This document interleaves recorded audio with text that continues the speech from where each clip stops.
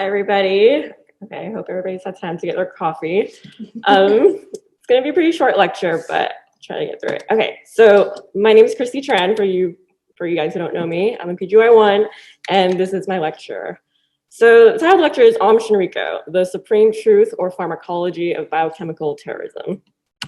So what the heck is Aum Shinrikyo and why did I choose that name? So it translates as Supreme Truth in Japanese. So I'm going to talk about this. It's a little bit of a historical background to give some context into the lecture. It's basically a religious cult started by this guy called Shoko Asahara. He was this guy who grew up mostly blind in Japan. This cult was big in the 1980s and 90s. And he studied a lot of Hinduism and Buddhism and started trying to blend these ideas into this cult that he started out of his yoga studio. He believed that he was the first enlightened one since Buddha, and he also prophesied that the end of the world was near. So by 1995, he had about 40,000 followers, and these included like the disillusioned youth in Japan, people who were sick of the corporate world, high-powered doctors and scientists, and he amassed about $300 million in assets, which allowed him to help manufacture a lot of these biochemical terrorist weapons. All right, so the first terrorist attempt that they tried, in 1990, this cult basically tried to attack the Japanese government. What happened was the cult's leader, Asahara, he failed in the 1990 parliamentary election, and so he decided that he wanted to take revenge, and he had this toxin manufactured and aerosolized around the Japanese parliament. So the toxin did not work, but if it had, these are some of the effects that would have been seen. And this is a real case taken from another patient that had suffered from the same toxin. Okay, so we have a 32-year-old female, and she's coming in with shortness of breath. She's weak. She has some chest tightness, some congestion, hoarseness of voice, and she's been having difficulty swallowing. So she also came in 24 hours earlier, complaining of diplopia for a day. All right, what do you guys want to know? Anything? Anything. Okay, maybe an exam. All right, so what do you guys see on the exam? So her vitals are normal. She has a bit of a horizontal gaze palsy. She's got these droopy eyelids. She's got this ptosis bilaterally. And her shrug is a little bit weak. She's got like a 4 out of 5 shoulder shrug. But her lower extremity strength is intact, sensations intact. Anybody else want anything? All right, maybe some labs. Okay, so labs, not too crazy, just a little bit of a low calcium. Her LP was normal, and then they did an MRI, and the imaging was normal. All right, so she's in the hospital. She starts getting progressive weakness, and she ends up having to be intubated. All right, so does anybody have any idea what the aerosolized toxin would have been? Yeah, good, nice. All right, so botulism, it's a clinical diagnosis. Big symptoms to remember are the D's. So you got the cranial nerve palsies. The first most prominent symptom is often going to be diplopia. And then as it descends down and affects the other cranial nerves, you're going to get dysarthria, dysphagia, and dyspnea. And then as it goes down further, you're going to get this descending flaccid paralysis. And then eventually diaphragmatic paralysis, which is why sometimes you have to intubate these patients. And then as it goes down even further, you're going to get some urinary retention and constipation. So the picture on the right is a picture of a 14-year-old boy who actually contracted botulism. And this was from a compound fracture. He came in about 5 days afterwards and started having these symptoms. So he basically was exposed to it through the open wound. And for you sketchy lovers out there or visual learners like myself, this is the sketchy micro. Okay, so how does the botulism toxin work? So basically there are these things called snare proteins. This is like flashback to step 1. And they kind of act like a lock and key to release the presynaptic vesicles that contain your neurotransmitters and go across the synaptic cleft. All right, so basically there are these 2 proteins, they combine, and then the neurotransmitter is released. So what does the toxin do? So the toxin basically is taken up by a receptor, endocytosed, and it cuts these proteins. So once the lock and key is cut, you can't release your neurotransmitter, and then that results in paralysis. Not good. All right, so the antidote is botulism antitoxin. And what is an antitoxin? It's basically the antibody to botulism. So the antibody acts and binds to botulism, so it can't connect to the receptors. It's a horse picture here because it's actually derived out of horse serum for humans. But first, before you get the antitoxin, you're gonna have to do airway and supportive care.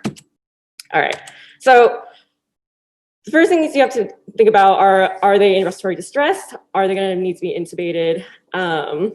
And then while you're dealing with all that, hopefully you're getting the antitoxin.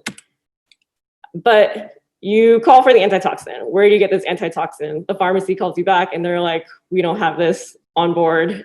So who are you gonna call? What's that?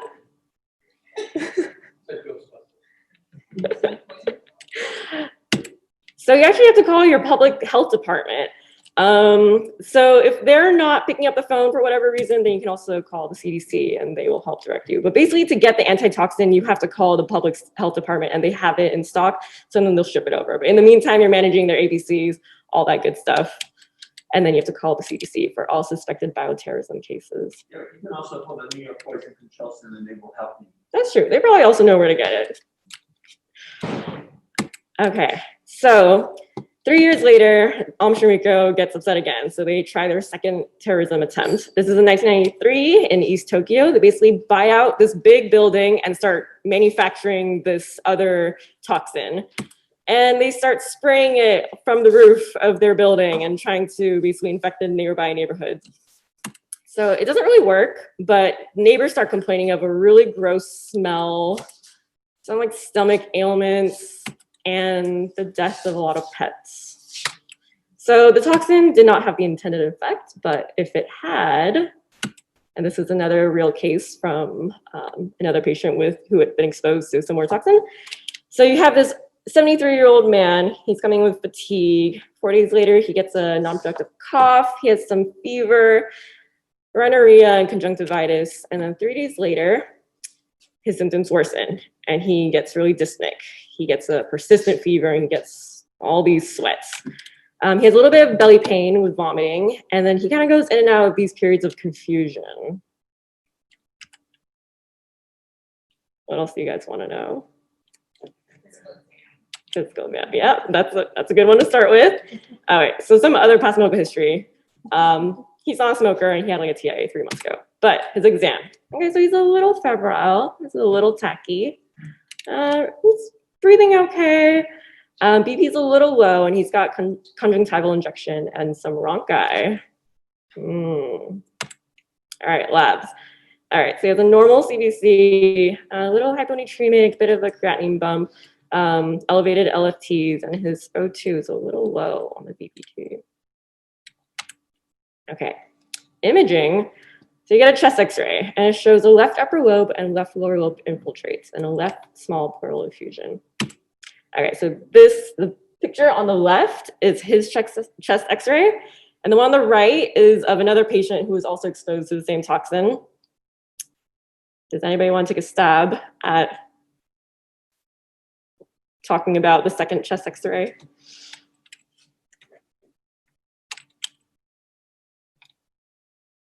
No takers? Okay. All right, so it's seems to be a little hazy on the bottom. Maybe we have a bit of a cosophrenic angle blunting. Oh, what's that? It looks a little wide.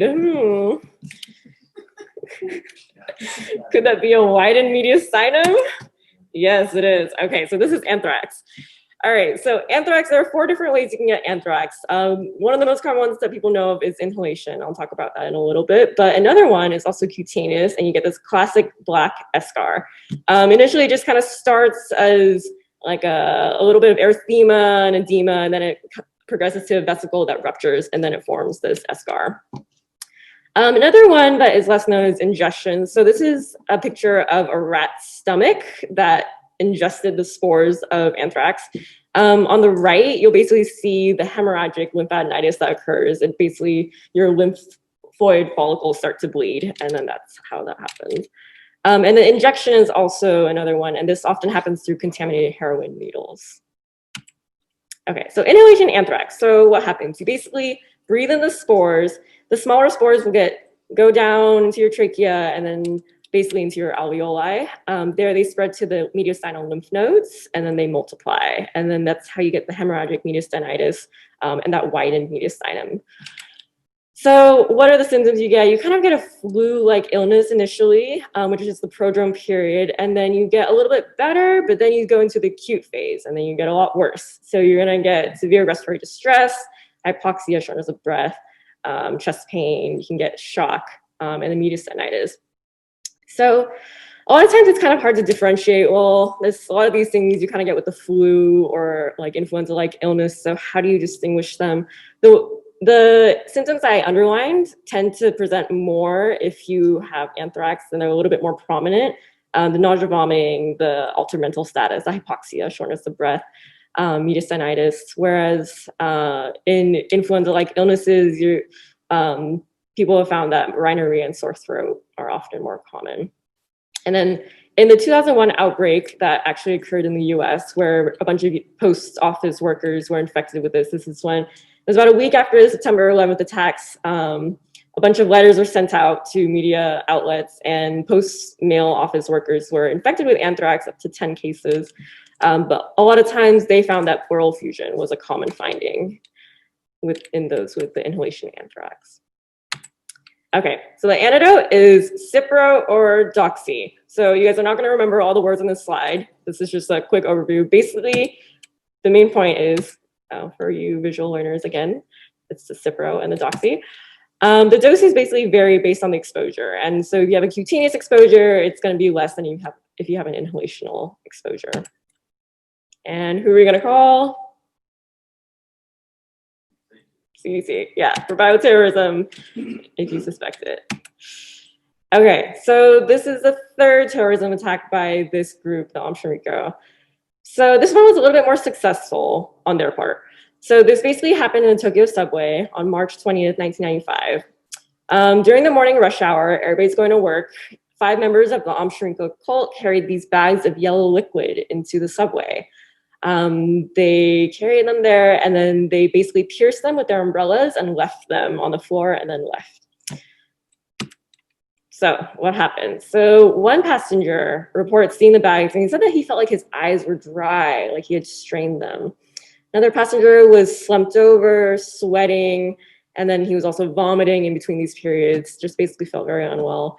And then the first passenger noticed that his chest felt tight and his eyes were bloodshot and painful. And when he went outside, he felt like he was looking out through very dark glasses. And then some other passengers also developed headaches, dark vision, and eventually seizures. All right. Anybody want to take a guess at what the yellow substance released on the subways that morning was? Yeah?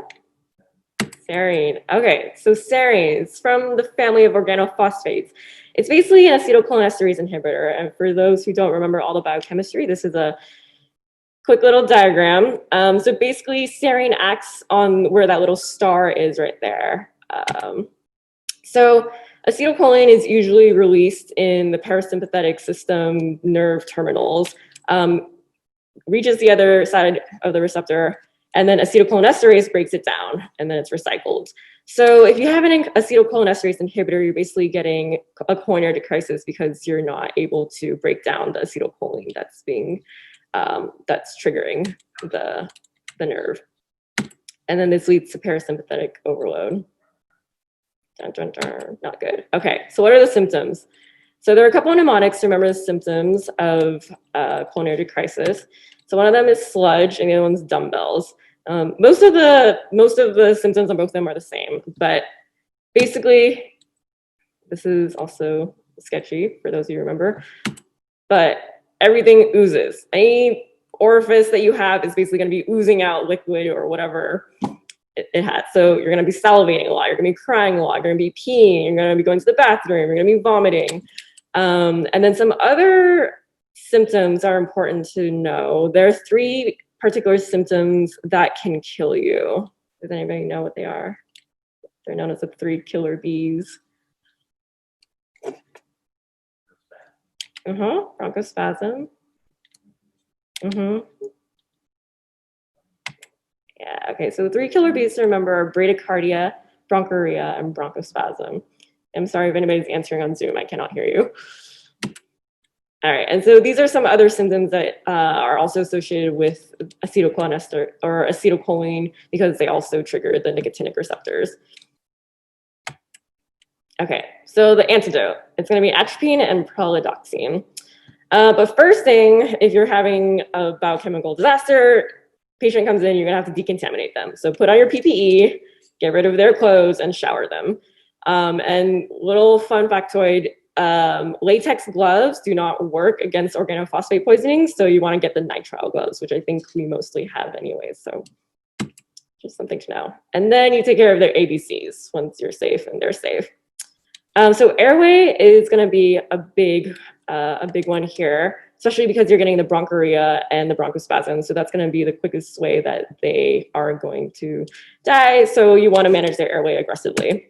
And if you're going to intubate them, you want to use rock, not sucks, because sucks can actually worsen and cause prolonged paralysis because of the acetylcholine and how the biochem works. But I'm not going to go into that today. So use rock, not sucks, and then give them supportive care. IV, O2 monitor, all that good stuff. Okay, so back to the antidote. So atropine and pralidoxime, aka 2-PAM. So these are just the dosages. Atropine is antimuscarinic, so because you are in a cholinergic overdrive, you want to use a competitive inhibitor, which atropine is going to do. It's going to butt out the acetylcholine, basically. And you're going to give it at 2 to 6 mg IV, and then you're basically going to redose it. And does anybody know what you're going to titrate the atropine to? Basically, you're looking for a clinical sign of improvement in these patients to see if the atropine's been effective. It would be the drying up the secretion. That's the most important. Yeah, Dr. G's got it. Okay, so basically, you're going to listen to them. Once they stop coughing up so much and they sound more dry, then that's when you know that your atropine has been effective. And the pralidoxime, basically, it's going to reactivate your acetylcholinesterase, and then you're going to give that 1 to 2 grams IV, and then you can redose that every 15 to 30 minutes. The atropine, you're going to give the initial bolus, and then you double the dose every like 5-ish minutes, and then you can start a drip if you need to. And they also come in injector pens, which is important if you have 20 patients are coming in with organophosphate poisoning, and you're not going to be able to put an IV in all of them. As good as we are putting in IVs. So if you have the injector pens, this is better because you just bam, bam, bam, and then get them all. And then usually these might come in the crash cards. I'm not totally sure, but basically it has the atropine and the pralidoxime combined together. Okay, so quick summary slide. So botulism, key symptoms to remember: the D's, diplopia, dysphagia, dyspnea. You're gonna get descending paralysis. You wanna manage their airway, and the antidote is the antitoxin, which you're gonna get from the New York State Public Health Department or the CDC or the Poison Control. So anthrax, you're gonna get flu, and then that's gonna be your prodrome, and then you're gonna get more severe respiratory distress in the acute phase, or the cutaneous form of anthrax, you're gonna get an eSCAR, and the antidote is Cipro or Doxy.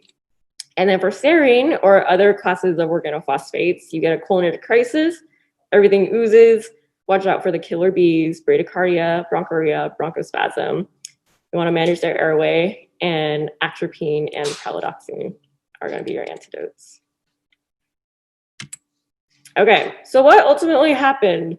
So the Aum Shinrikyo sarin gas attack killed 13 people on that day, and it injured about 6,000 people.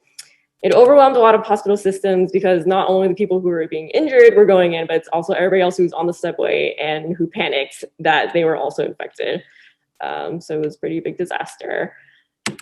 So finally, 23 years later, after the gas attack, the leader, Shoko Asahara, and 6 of his cronies were finally hung on July 6, 2018, outside the Tokyo detention house. So a bit of a dark note to end on. But I just want to thank the following people: Dr. Sana Kathawala, Dr. Eric Tang, Dr. Gina Pan, and Dr. Stephanie Gopal, and the rest of the EKG, Pharm, and RADS team for helping me put this presentation together. Yep, that's it. These are my references.